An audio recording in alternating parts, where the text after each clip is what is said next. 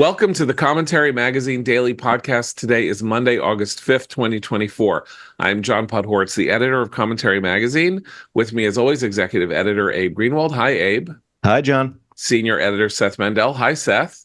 Hi, John. And joining us for the first half hour of the podcast to talk about the crisis in the Middle East, our friend, our contributing editor, Puba at the Foundation for Defense of Democracies, and expert on all things Hamas, Iran, Israel, Lebanon, the Houthis, anything in there. That's what you got from Jonathan Schanzer. Hi, John. Hey, John. Okay, so Jonathan, we are going to have you on for half an hour, and then we're going to switch topics and move on to the economic calamity that is going on today on Wall Street with our friend David Bahnsen. But let's get to it. Everybody seems to be standing poised in wait for some potential regional war to break out between Israel and Iran and its proxies over the, shall we say, the targeted, limited casualty, but remarkably high value actions against leaders of Hamas, Hezbollah, the Iran Revolutionary Guard Corps, and just want to posit a theory to you, which is that we're all sitting here thinking this could be 67 or 73, where a regional war breaks out between Israel and multiple neighbors.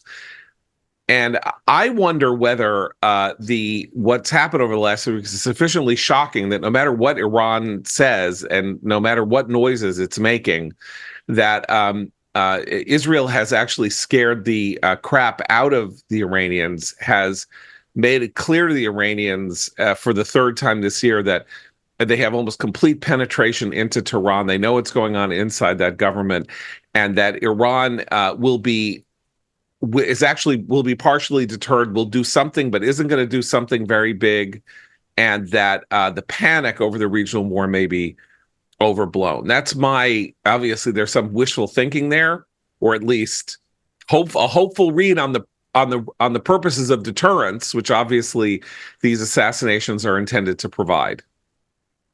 Yeah. So, John, I mean, I'll just say, I do think that there still are a couple of off-ramps for this regional war that I think everybody is justifiably concerned about. One off-ramp would be a hostage deal where Hezbollah kind of just agrees to stop fighting because Hamas is not fighting. The other is that they absorb the attacks with, as you suggest, maybe some kind of a symbolic strike on Israel.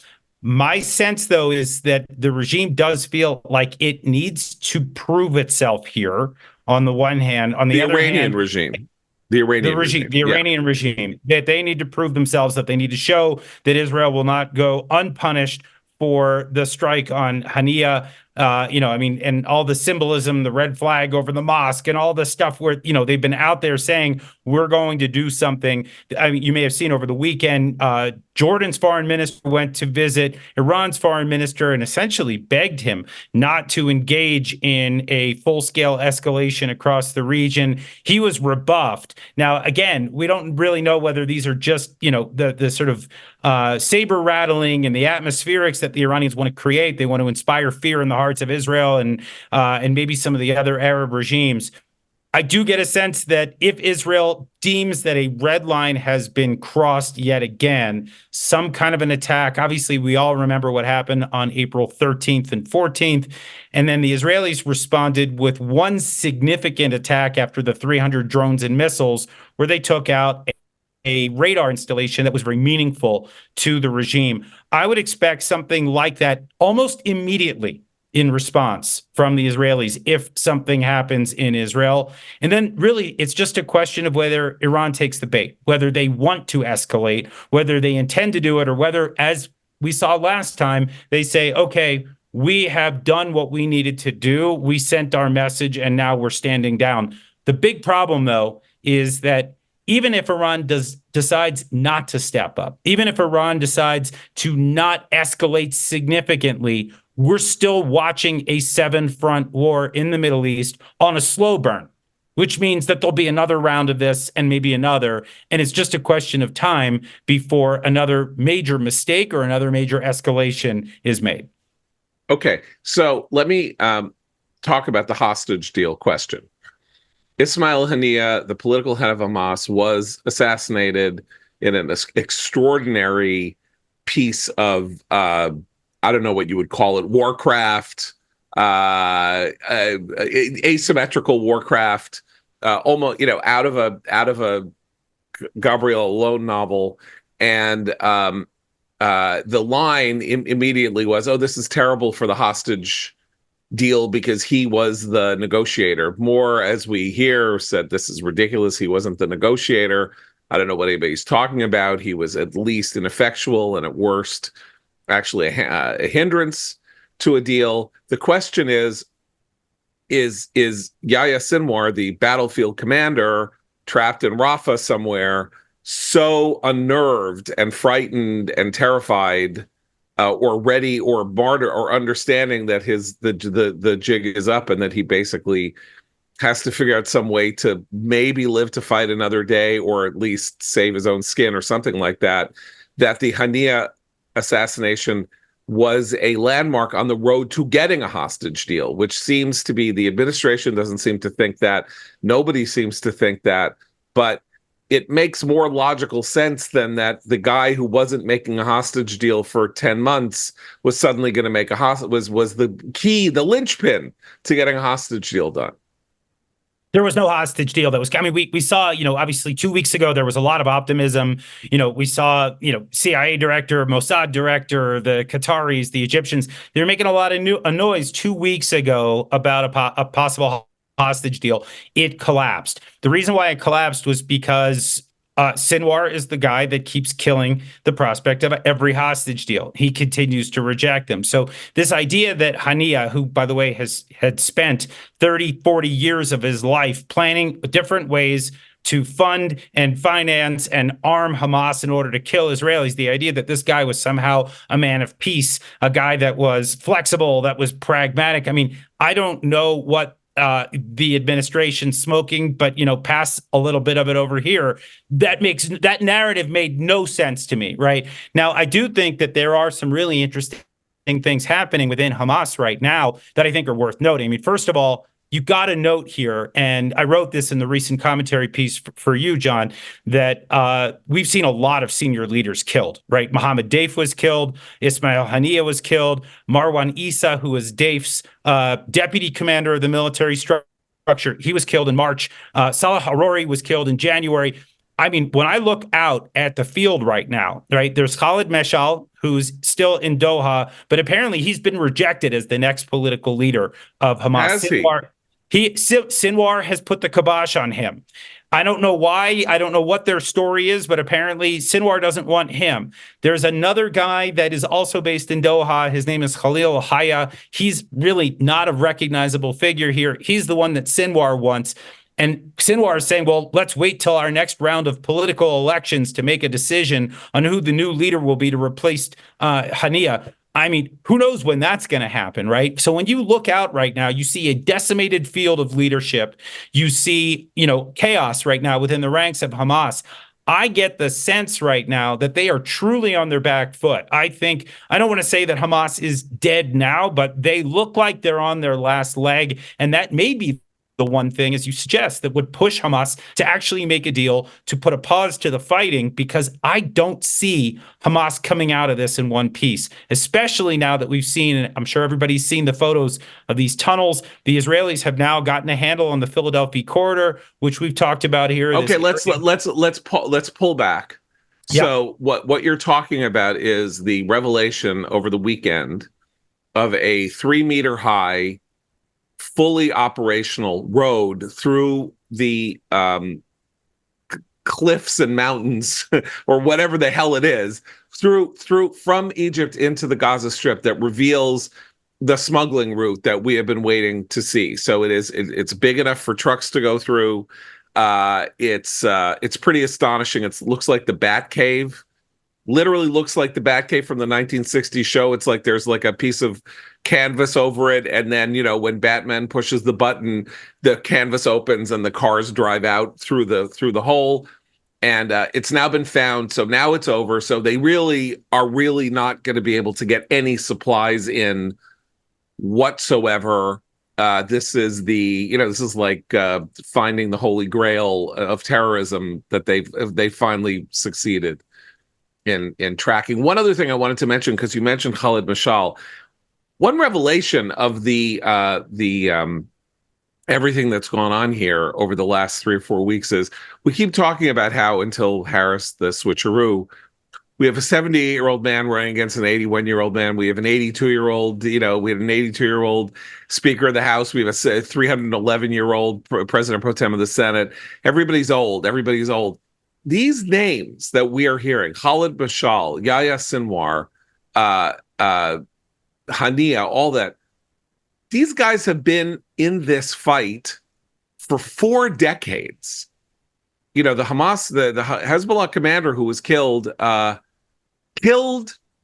organized and arranged the murder of 241 Americans in a Marine barracks bombing in 1983. That's before Time Magazine put the personal computer on the cover as Man of the Year. Just to give you a sense of time, right? So this is also a gerontocracy. We keep hearing how you can't kill an idea and you can't kill an idea, and then you strike them down and there'll be 20 more. Who the hell even knows if this is true? If they're all the same people who've been doing this for 4 decades, maybe killing them off is killing the organizations. I got to say, I totally agree with that, John. I mean, look, Hamas is an idea, but if there are fewer and fewer people who represent that idea in an official capacity, then I think that idea is going to lose steam. And that is exactly what Israel's doing. Look, some people have said, well, the last time that Israel carried out an assassination campaign of this significance was during the Second Intifada. You may remember it was, I think, 2003, 2004, 2005. The Israelis, they took out the founder of Hamas. They took out a number of and it worked, right? It stopped the Second Intifada, right? That was the end result, that they were exhausted. Now, it doesn't mean that Hamas didn't come back in some shape or form. Obviously, they did. They actually came back and they conquered the Gaza Strip, but their fight became one of an intra-Palestinian nature and not against Israel for some time. That would be a positive development here if Hamas gets to the point where it's exhausted, it's depleted, and it cannot fight any longer. That's a win in my book, and I do think that that's close to where we are. We should. Oh, go ahead. Sorry. I just want to speculate a little bit about what Israel has been up to lately.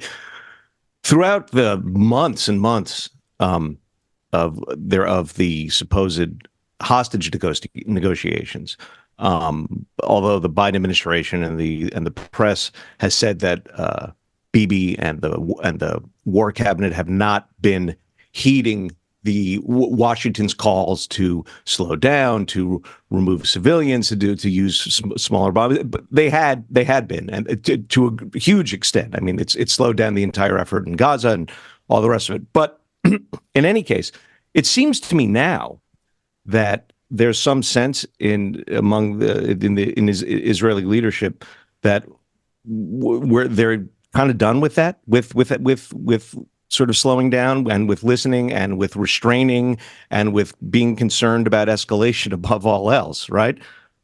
Because when you see this incredible series of targeted killings, and I'm wondering what changed.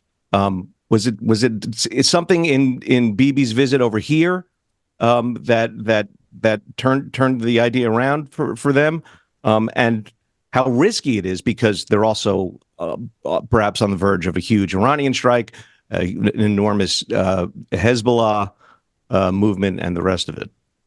Yeah, I mean, Abe, it's interesting. I will just say this.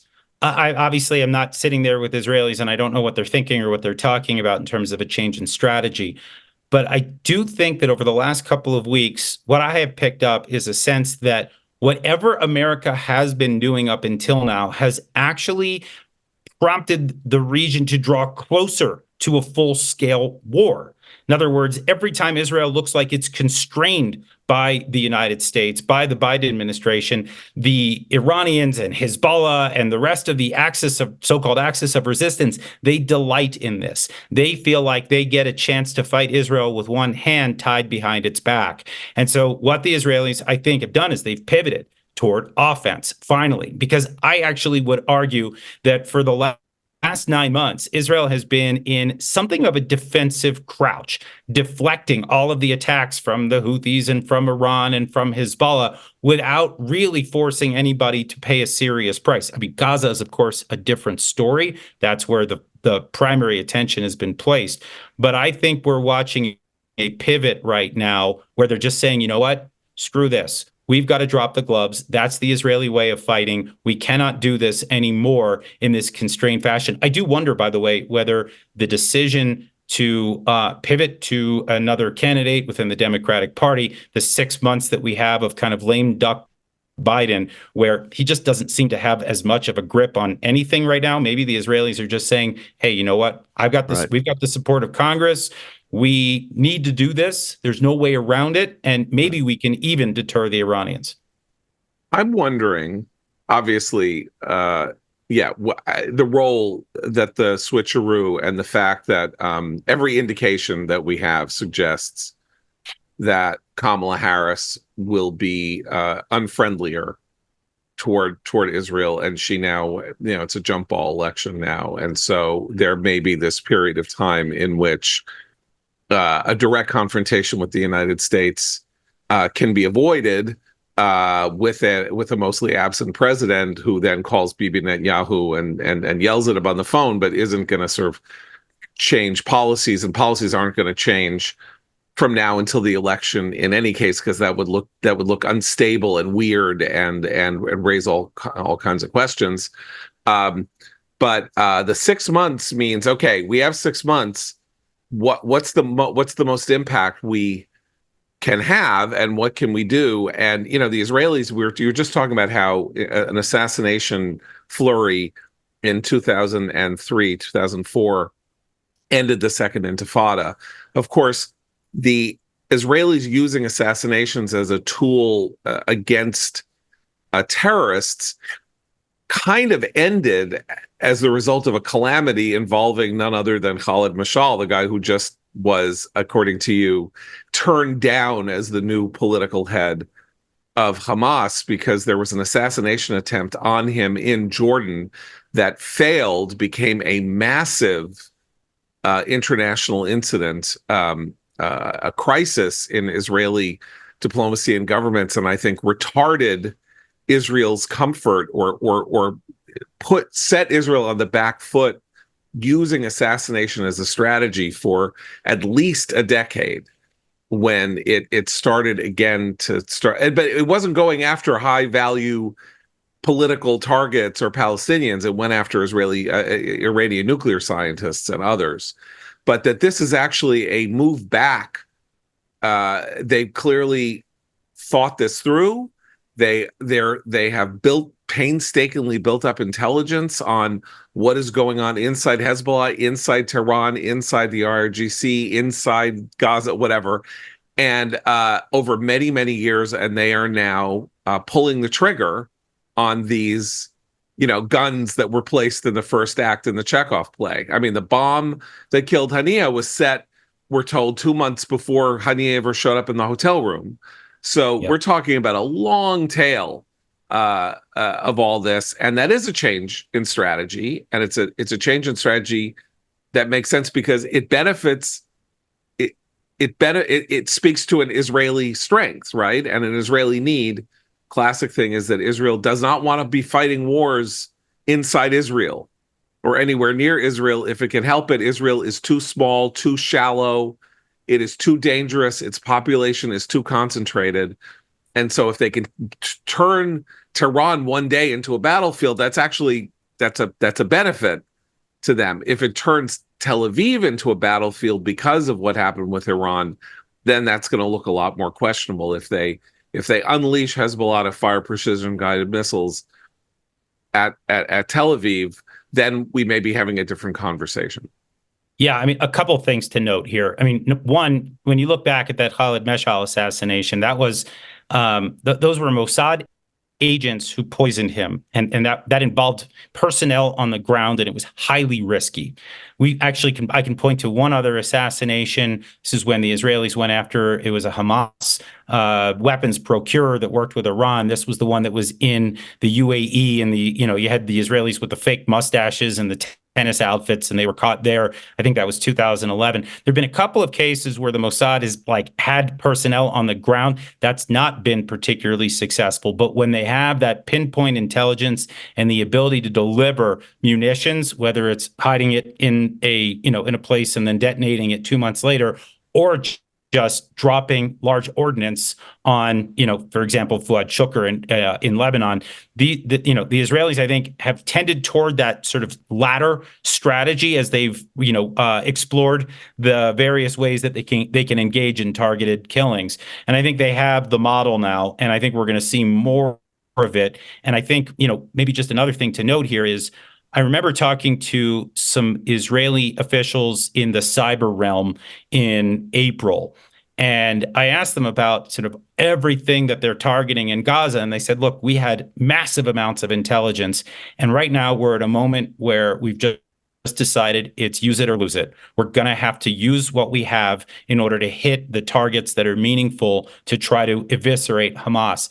I think finally, and I have to say I endorse this, that they appear to be pivoting toward Iran, toward Hezbollah. We may see more in the Houthi realm, Shiite militias, the whole idea of use it or lose it. I think we're there. This is, people have said it before. I think we've talked about it here. This could be Israel's second war of independence. You don't hold back when you realize that you have to fight to the finish. Any sense of what the Saudis especially are thinking? Because we've had these reports over the past couple of days that Bibi has said there's not going to be a push for a normalization deal before the election. It's being reported as, Netanyahu decides to drop the push for a normalization before the election, but it sounded more to my ears like just kind of a recognition of reality. And the Saudis have a role in this too. It's not just, Bibi doesn't say, all right, game on, the Saudis, time to normalize with us, right? So what are the Saudis' calculation? We talked about the Israelis and the switching of the candidates and how that might affect what they're looking ahead to. What do the Saudis think of any of this and all of this? Yeah, it's a good question, Seth. I mean, I think, first of all, I don't think the Saudis want to give Biden the win. I'm not sure Bibi wants to give Biden the win. I think there's some politics here. They know he's a lame duck. Why are they going to give him the potential Nobel Peace Prize during all of this? Then I think there's kind of the bigger question, which I think has always been the question that has loomed. And as far as the Saudis are concerned, can Israel win this war? If it can, if Israel walks away from this, having stood up to the Iranians, stood up to Hezbollah, survived a possible regional war, or at least stood up to Jake Sullivan. Right? But if the Israelis walk away from this relatively unscathed, bruised, maybe a little battered, but no worse for the wear. If that happens, I think that's when the Saudis go all in with Israel. They say, you know what? The U.S. wasn't there. You defied the U.S. You're the ally. You're the partner that we want. But a lot of that right now depends on whether we see that regional war, whether we see the PGMs deployed out of Hezbollah land, whether we see, drone swarms fired out of Iran, how much Israel is able to deter, deflect, and then go on a counteroffensive. I think that's what the Saudis are watching for. I think the entire region is holding their breath right now, wondering who's going to come out on top. And, this is a highly consequential moment that we're watching. We are watching history unfold right now. And, the Israelis have, I think, right now an opportunity to flip the script. Let's see what they're able to do.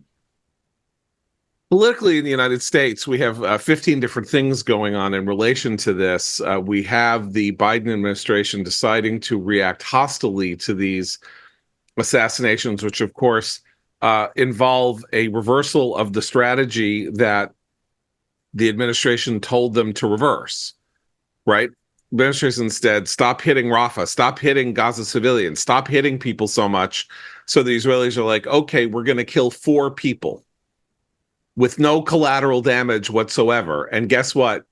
That's bad too, because anything that seems to advance Israeli interests at this moment, in the eyes of the administration, is destabilizing. This is the journey of the administration from October 7th until now. And while I don't know what the switcheroo does, I don't know what any of this does, I do know that if you are Bibi and you're a very canny, whatever you think of Bibi, he's a very smart guy with a really strong strategic sense. He is the longest lived, longest surviving, and most experienced leader in the West, period.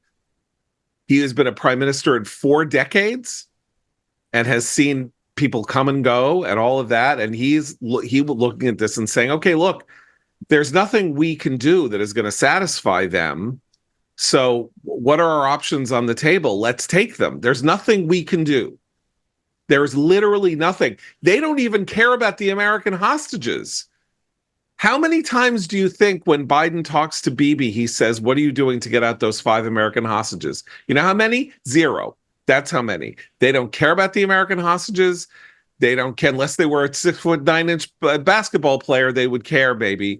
They don't seem to care. And we have this massive conversation going on over the last 3 days over whether or not it would be kosher or halal to appoint a Jewish vice president for Kamala Harris, who expressed Zionist views in his 20s, has been stalwart about, what's happened since October 7th, and spent 6 months working at the Israeli embassy in 1996. So we have this very strange set of circumstances going on. And if I were Bibi, and I'm not, and I were unpopular, which I probably am, but not, and if I were looking at a political situation in which I'm the tar baby, everything is sticking to me. There's not, the hostages aren't, it's my fault. This is happening, it's my fault. So let's unleash what we can unleash and see what happens, because we're succeeding in Gaza.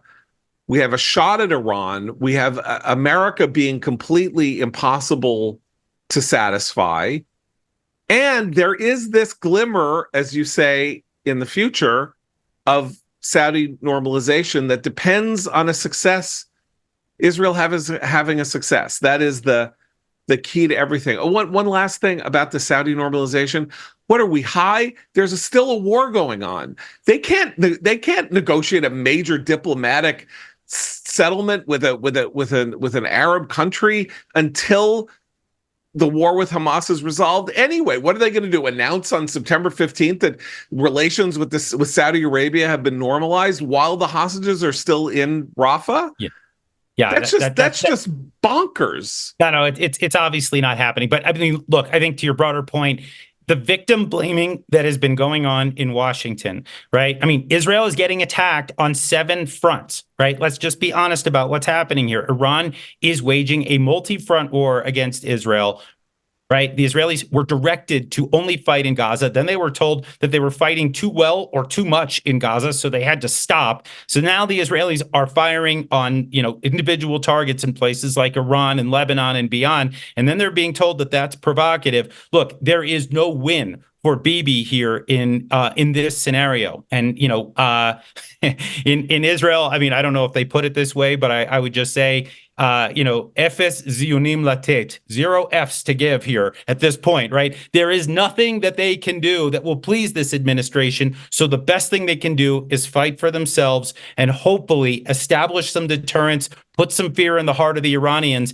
maybe walk away in one piece. That's got to be the goal. And I think Bibi's doing the right thing now. Love him or hate him, I think this is the strategy they probably should have had 8 months ago. I don't know why it took this long to get here. Maybe they were still trying to hope against hope that the administration would come around. I think they've run out of options. So here we are. Jonathan Schanzer, as ever, thank you so much for joining us, and we will have you back. Maybe if we're lucky, we'll never have you back. I would appreciate That's a joke. That. We love you, but it would be a kind of wondrous resolution to all of our problems. If you're bringing me on, it means bad things. Right. Let's just put it that way. Or potentially bad things, or even good things. But anyway, thank you so much, and we'll talk to you soon.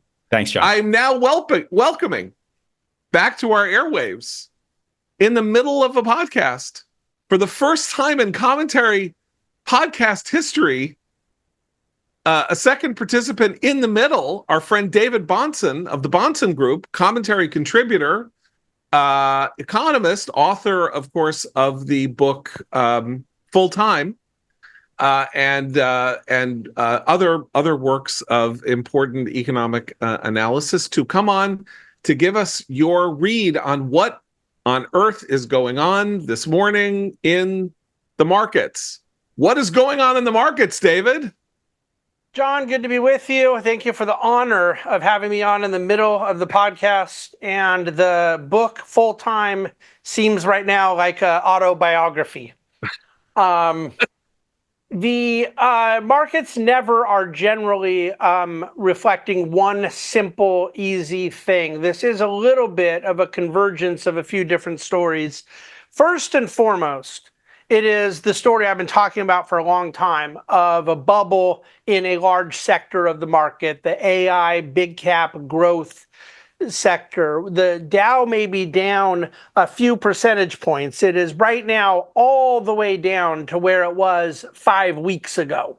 So if people felt like they were in Armageddon in June, then I guess I see why this is now a major catalytic event in the Dow.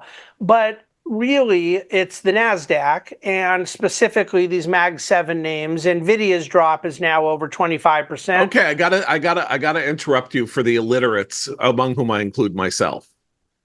So the NASDAQ is the market that deals with emerging stocks, is more volatile, but also sort of where you go. The Dow is a reading of 500, packet of 500 stocks.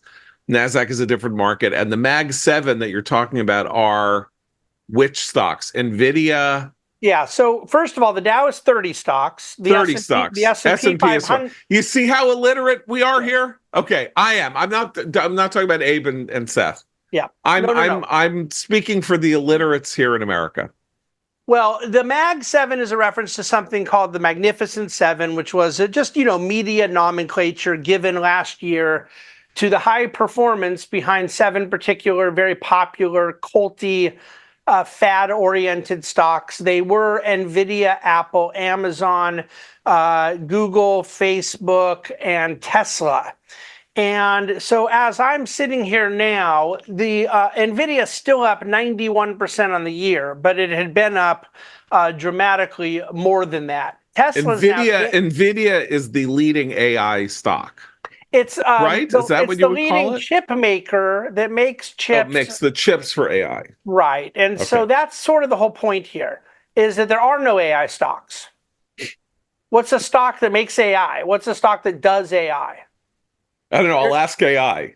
But yeah, exactly. It's a backbone, and this is very similar to the 1990s for listeners who were investing in the dot-com era. You really saw most of the big moves up in what we call the backbone of the internet, your Cisco's and Junipers and the companies that made the networks and the switches and the hardware to make an internet possible. And then you started getting the pets.com and the eTrade.com and the Super Bowl commercials. I don't know who those companies are in the AI moment yet. I think AI is supposed to be a tool that companies will use to drive greater efficiencies. Microsoft came out last week and saw that revenues were starting to decline a little bit. Not bad. It's still very profitable in their cloud business. And yet their orders on the AI side were taking away a big chunk. So their revenues in are not growing, but their expenses out are. I think last week the market said, okay, we're ahead of ourselves here. And so that's been the problem, is you have NVIDIA going up because Microsoft's buying its chips, and you have Microsoft going up because they're buying NVIDIA's chips. and so there's something very circular there. It is overdone. Right now, I just want to point out, with NVIDIA now down over 25%, it is today trading at 59 times earnings. It is today trading at 30 times gross revenue. after this major sell-off, it is still wildly overvalued. That's the biggest issue behind this market sell-off is valuation. But it is happening in threes because in concert with it is something very complicated. John, if you think you're a market illiterate, you're really not going to like part two, which is an unwinding of the yen carry trade. I got that. I got that wired. You can move on to part Okay, two. you got that one down. Yeah, because everybody understands that. Yes. And then I think number three is the inevitability that markets are forward-looking. And so nobody could understand why the market was going up when the Fed was not cutting rates over the last year. And now people are going to be surprised when the market goes down when the Fed is cutting rates. And the reason is that markets are not on the same timeline we are. They are looking forward, what we call discounting mechanisms. So we're responding to the news. Markets have already priced in the news. And the Fed is cutting because, lo and behold, inflation expectations have collapsed. Growth expectations have collapsed. And now the political narrative will switch, as I've been talking about for 3 years, from too hot of an economy to too slow of an economy. And we will again turn to the Fed to be our savior, as we are prone to do. Okay, thank God we have now gotten to the safe harbor of rank punditry and easy politics. Yeah. And we don't have to talk about the yen. Although I think Seth is really eager to talk about the yen. I'm not going to let him. I'm not going to let him talk about the yen, David, because you mentioned the Fed. And so my bells started ringing. And of course, we had a bad jobs report. Commentary recommends the yen. No. No. We're unwinding the yen. We're unwinding. Didn't you Commentary hear? recommends unwinding. Okay. So we had a bad jobs report. God, I just can't believe how much you revealed about what you're saying. The unwinding of the yen carry trade is bullish for the yen. Oh, good for the yen. Yes. Oh, see, I was we're right. recommending the yen. Okay. Well, yesterday I was watching House of the Dragon, and I thought for the first 40 minutes it was fantastic, and then it ended with like a big nothing burger. So that just happened here with this commentary recommends moment where we were recommending and disrecommending and re-recommending the end. Anyway, so macroeconomically in the United States and the politics of the United States over the last month, we had a bad jobs report. We are heading into, as you say, a new feeling that growth is collapsing, and that we are heading into choppy waters. And the political impact of this, of course, is head spinning, because were Biden still in the race, this would probably be the ice pick into the back of his head and the end of everything if it hadn't already been over anyway.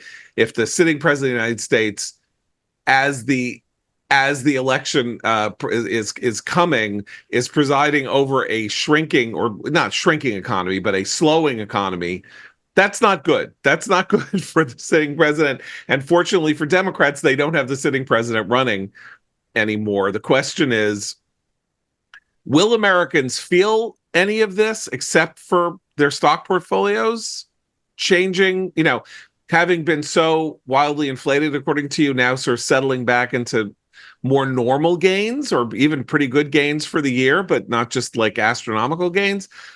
Will they feel it? Are they going to feel job growth slowing? Is this going to have an effect on income growth? And you'd say it would probably be pretty good news for the party in power when the Fed cuts rates, because then people, the Fed is cutting rates, my mortgages are cheaper, I maybe can go buy a house, I'll feel a little better, maybe my arm will adjust downward, I don't know. Or is it like, oh my God, we got to change horses here, everything is going south? Well, there's a precedent for both historically about how Fed cutting rates is perceived. It was in 2008 when they cut rates to 0%. I don't think anyone felt like it was a good thing, as we were in the midst of the worst recession since the Great Depression. So the reason the Fed's cutting rates and how behind the eight ball they are, And what is happening with the economy around that has a lot more to do with it than just the mere existence of a cheaper cost of capital. Generally, not always, but generally, when the Fed's cutting rates, it's happening at a time that demand is eroded. And so no one's feeling good about anything. You could say, oh, if I were to buy a home, it would be a little bit cheaper to borrow money than it was a year ago, but I don't want to buy a home now, or I just got fired. That's not going to net out to a positive political situation. My own opinion, John, is that this is very complicated for how it plays into this race. And I struggle to separate what is from what the political perception may be. Historically, I've studied it a great deal. All we're really talking about is the margins. You yourself have said how it's a very tight race. Both candidates have a certain floor beneath them. So within that 7 to 10% of voter that's going to determine this election, do NVIDIA and Microsoft tanking move the needle much? Look, in 2000, do I think it was worth 527 votes in Florida to Al Gore that the NASDAQ was down 50% that year? Yes, I do. The economy was good. The budget was balanced. The Dow was up 15% that year. But the tech stuff got slaughtered, and on the margin, I think it made a difference. Historically, the market in the third and fourth year of a presidential term put together have a lot of importance.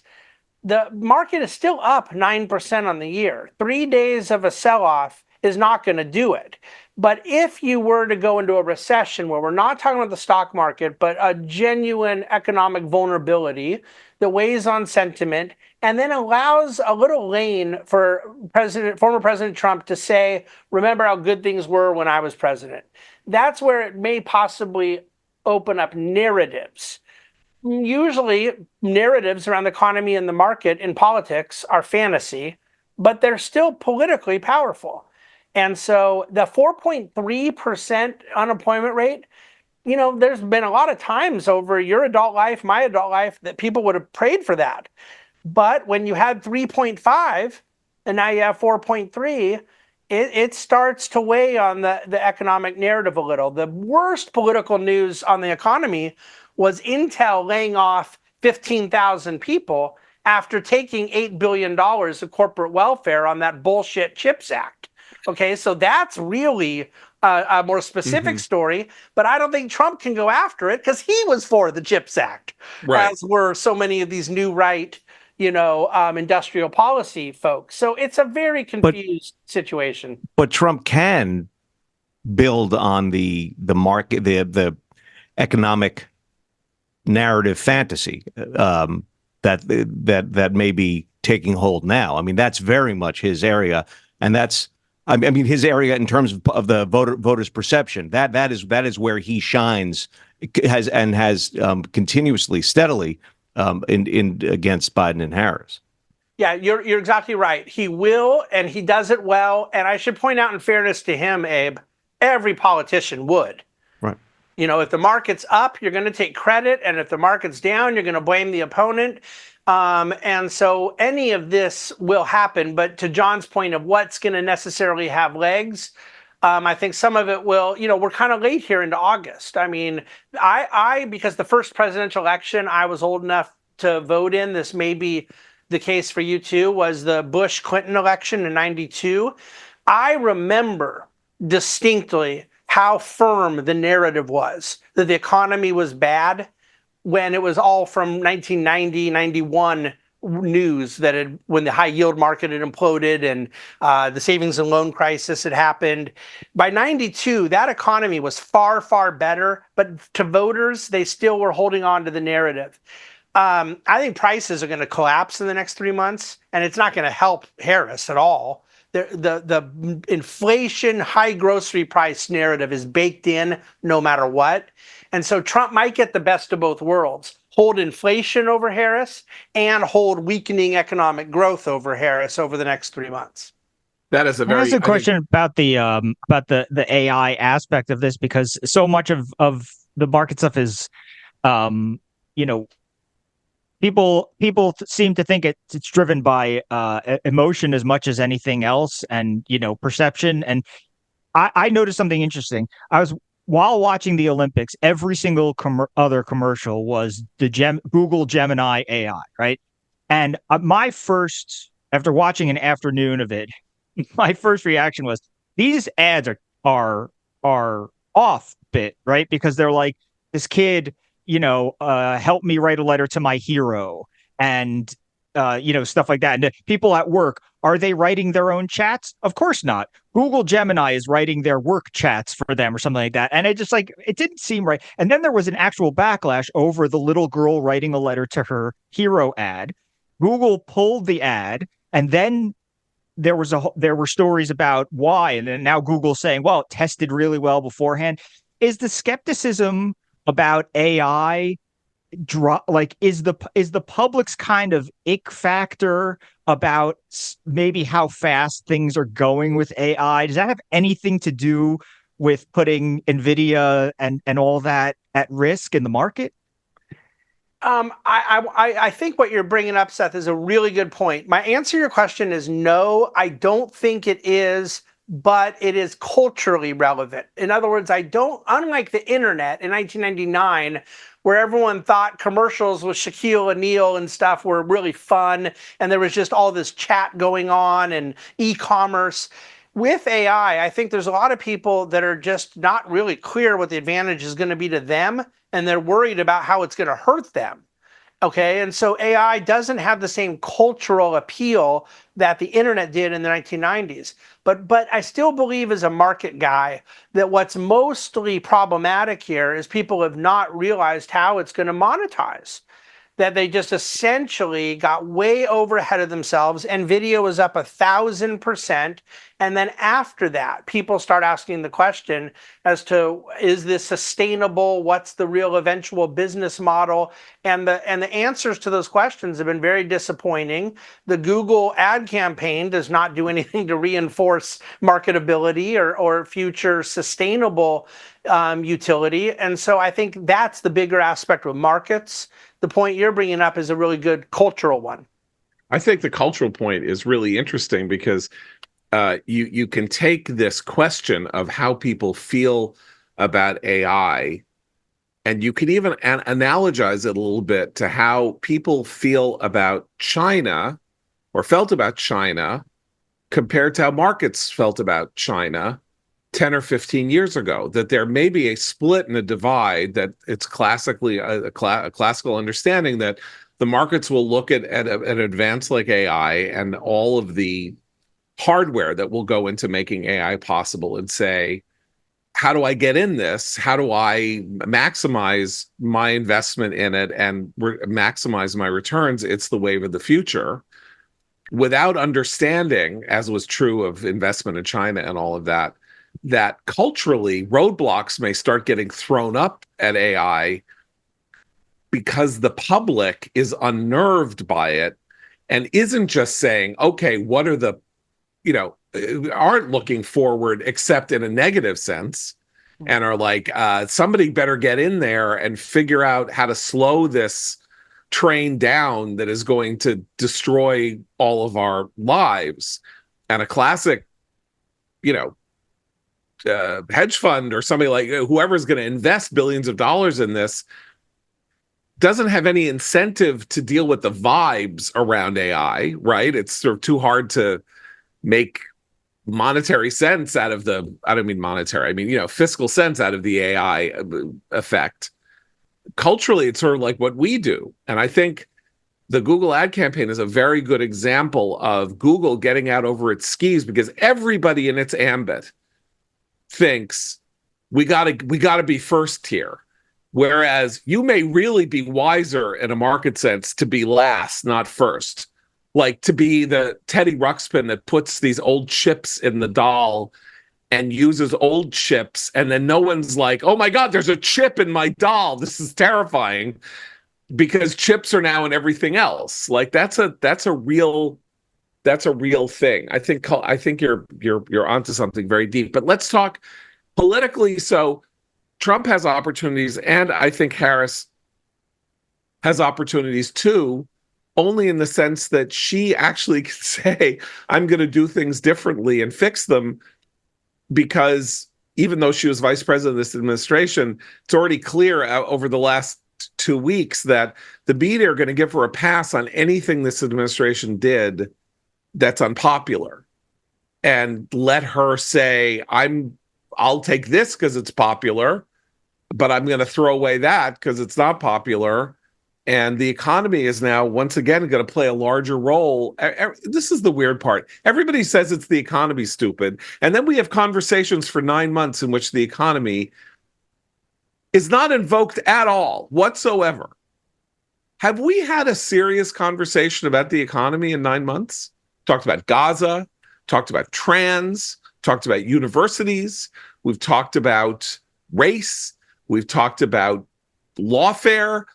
We've talked about senility. We've talked about a lot of stuff, but we have not had a serious conversation about the status or standing of the economy as part of the presidential race. It's kind of bizarre. James Davison Hunter wrote his book Culture Wars in 1992. James Carville said it's the economy, stupid, in 1992. I think Carville was right when he said it, and I think that in the 30 years since, it's become more about culture than the economy. The economy on the margin always matters. Foreign policy always matters. And there are different elections at different points in history where one is a higher priority than the other. But the fundamental thing, you could almost say it is sort of vibes, but culture war issues is generally, when you talk about the 96% of Americans, 94% of Americans that I'm convinced already know who they're voting for, I believe their decision was made largely on a broad cultural narrative. And then it's so weird. It's so weird that you mentioned James Davison Hunter, because I have sitting on my desk right in front of me James Davison Hunter's newly published sequel to his book on the culture wars called Democracy and Solidarity on the Cultural Roots of America's Political Crisis. I have only dipped in it here or there. So we're doing, not only are we introducing you in the middle of the podcast, but I will basically preemptively make this the commentary recommends today. That is James Davison Hunter's Democracy and Solidarity on the Cultural Roots of America's Political Crisis, which, as I say, I have not read enough to be recommending precisely, but he is a major American political, sociological, and cultural thinker who diagnosed the future of America, as you say, in 1992, probably better than anybody else, with the possible exception of Samuel Huntington. And so we're in his debt, and this book, I'm sure, is going to be of major importance. Anyway, to move away from the culture war and back to the economic question, you said, look, if we go into recession, that's bad. It's highly unlikely that before the election we will go into recession. The second quarter GDP numbers were 2.8%. I'm sure they'll be revised downward, but nonetheless, like if we were to go from 2.8% to negative 0.1 or 0.2% in a quarter, that would be something. And I don't think the month by month stats suggest that that's a possibility. No, and I don't think that people vote based on the statistics telling them something's going on. It's more when you're feeling it, and you're feeling it in three categories: real economy stuff, jobs, wages, and profits. If profit growth, which has been expected to be 11 to 13% year over year going into next year, if we spend the next 3, 4, 5 months, not yet with a GDP print telling us the economy is contracted, but with companies revising downward their own profit expectations, then look out below. You will have layoffs. You will have wage growth come to a halt. And you will certainly have corporate profits declining. I'm not saying that will happen, but I do think that it could very marginally happen. And then the worst thing that could happen is a negative feedback loop from a panic of the Fed saying, oh boy, someone had asked, I was on Fox earlier this morning, and they said, do you think the Fed is going to cut rates before the September meeting, like an emergency meeting? And I said, do you have any idea how bad that would be? for markets to go signal that what they have to do right now because of a bad jobs report and a bad Microsoft report is cut rates in the middle of a meeting. The last time they did it was when Bear Stearns went down or when COVID came, that magnitude of a crisis. So there's going to be other signals that play into a narrative formation. And I do suspect that they got very lucky that in 2023, all of the Fed tightening did not do this sooner. Jobs stayed healthy, economic growth stayed robust. It began slowing in 24, but still good enough. But it is pretty rare that you can add 500 basis points to borrowing cost, 5% to the cost of money, and what that meant for companies borrowing, for people buying houses, for commercial real estate, for banks, for all of these real economy things, and that it would not end up creating some contraction. There's a lot of reasons why it didn't, but there's also good reasons why it just sort of was delayed or deferred. If that's the stage we're going into now, it's a big opportunity for Trump. And hopefully he can do something with it besides talk about Brian Kemp or Kamala Harris being Indian. You know, for Harris, we're back in the time of testing. So we have this, you know, pretty extraordinary 2.5 weeks. The race is now tightened to it's a jump ball.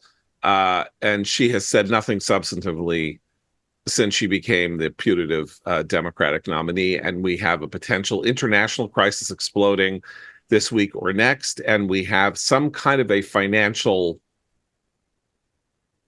moment. And again, her ability to remain silent while these things are happening on both fronts, it is going to take a massive kind of conspiracy of silence to keep her protected from the need to address these matters. Abe believes that that conspiracy of silence can continue. If Iran fires 750 missiles at Israel, I don't see how she remains silent. And if the stock correction or whatever this is, whatever is going on, goes on for 3 or 4 days, I don't see how she can remain silent either. But I'll split the baby, Abe. I'll say Abe's half right. I think Abe is right through August, but not after Labor Day. Well, if they don't keep her protected and silent on this, this could be a real sort of spectacular failure for her, because this is an area where if you don't know what you're talking about, your ability to start producing word salad, anyone's, let alone someone like Kamala Harris's, is tremendous. Like, you know, people who don't know about, including myself, who don't know how to talk or think about markets and moments like this, they can sound preposterous very quickly. I would love to hear her talk about the yen carry trade. Right. Yeah. Well, you know what? I have actually been tasked with briefing her on that matter later this afternoon. So you know it is going to be something special. And as we speak live, President Trump has tweeted, stock markets are crashing, job numbers are terrible, we're heading to World War III, and we have the 2 most incompetent leaders in history. This is not good.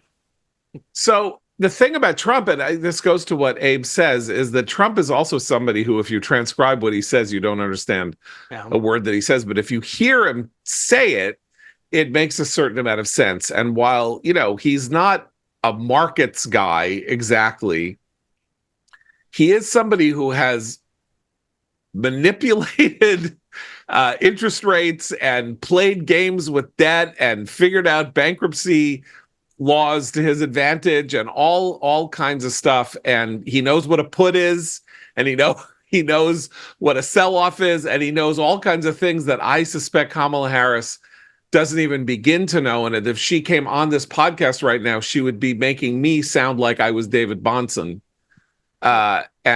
Just to give you an example. So I think you're right that while you don't want to talk technical, right? You don't want to.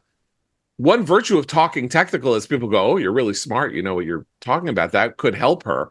But first of all, she can't, because I'm sure she doesn't know. And second of all, it wouldn't be that good for her because she needs to be sort of like a populist leader.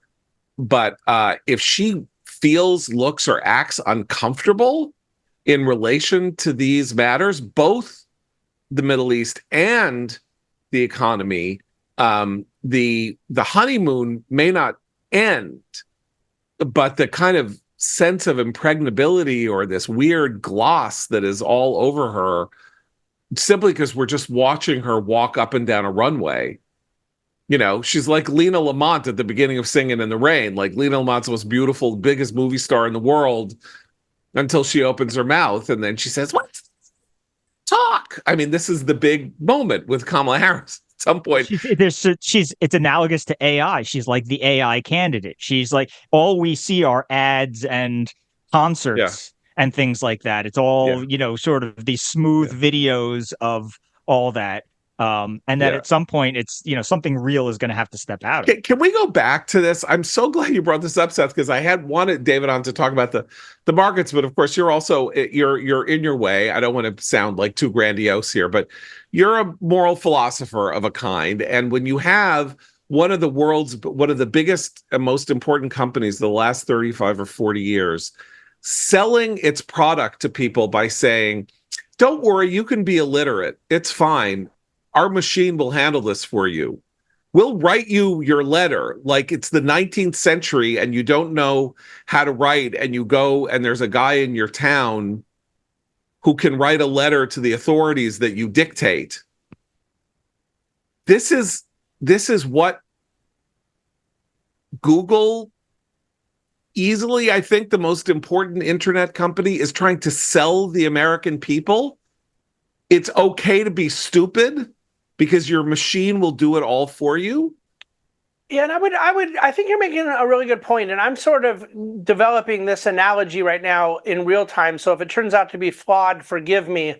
The tobacco companies 50 years ago didn't say, "Yes, you're going to die, but it's awesome because smoking is cool." They denied that smoking was bad for you. It was a very different marketing message early on. What Google and even to a degree Apple, I don't know if you remember a month or two ago, there was some controversy about Apple having an ad with an iPod, an iPad that smashed everything. They just smashed everything. Right. And then ate it. They smashed it and then ate it and sucked it in to the iPad. But there's a sense in which I think that the Googles and Apples and some of these big tech companies are not guilty of the thing that the tobacco companies were years ago, of just being dishonest or disingenuous. They're guilty of not having any idea how the public perceives their product. Right. That of course the public loves the convenience of e-commerce delivery with Amazon. They love everything about the use of their phone with Apple, and they love the search convenience of Google. But when you start saying things like our technology will allow someone who's dumb to stay dumb, I don't think that they understand the creepiness of it, and there's a real risk of backfire there in the American populace. David, you got to go because you actually have a job and people are relying on you to save them from the horrors of the day. So we are going to thank you, as we always do, and thank you for your sponsorship of the podcast and for your wisdom and insights on a daily basis at dividendcafe.com. Thanks so much, guys. We'll talk soon. Okay. So, Abe, I've already recommended Democracy and Solidarity by James Davison Hunter. Now we're like really off into nowhere's land. So I just want to ask, Seth, did you watch House of the Dragon last night? I did. You did. Okay. So Abe has it. Abe's not watching it. And so spoiler alert, we're going to spend 2 minutes talking and spoiling. And if you don't, click off now or not. But it's 8 hours we've been watching this show. 8 hours we've been watching this show, and it ended exactly where it began. 8 hours. Okay, now some people are riding dragons, some people are this. It is, they're about to go to war. Am I? Well, and also the am I taking cliffhanger, crazy pills? It's a very funny cliffhanger because the cliffhanger is, right, if you watch the show, one queen makes a promise to another queen, and we see at the very end of the show that the queen who makes the promise is not going to be able to uphold her end of the deal, not through her own fault. Right. The person she was going to hand over is left by the time she gets back. So the cliffhanger is like, oh, she's going to be mad at you. You lied. You know, it's like, it's not like there are dragons bearing down on, you know, the castle or something. It's not, it's not even the massing of troops, because things came together and people sort of, each side sort of figured out what they wanted and what they want now to happen with the war. And so the internal stuff was less, and it's more like, but you're not going to see the war. You're going to see one queen really mad because her you're going to see, or you're going to see the war in, I don't know, 18 months when they bring back season 3. Like, right, it's going to be like the whole show is there's going to be a war between these two members of the same family, between these two friends who are cousins and sisters-in-law and daughters-in-law, and they're married to their brothers and whatever the hell else it is. And that's where we started, and that's where we end up. And it's so chutzpahdik to do this to people. Like, you know, that's crazy. And the episode was really good until it became clear that they had done it to us again. The season had picked up. They had done it to us about again. Halfway through the season had picked up. Also, the only other thing is, you know, Otto Hightower's in behind bars or something, and we see him for literally 3 milliseconds, and we don't know why. This is we're gonna somebody wait 2 who's years to find out why we saw him for 3 seconds, literally the whole season. Anyway, so the streaming world screws us yet again. You know, Lucy and the football yet again. I don't know why we keep falling for it. It's just because we're human and we buy NVIDIA. We should have bought NVIDIA, but then you should sell it at the right moment. Anyway, now I'm getting back into total illiteracy. We thank Jonathan Schanzer in absentia. We thank David Bonson in absentia. And for Abe and Seth, I'm John Podhoretz. Keep the candle burning.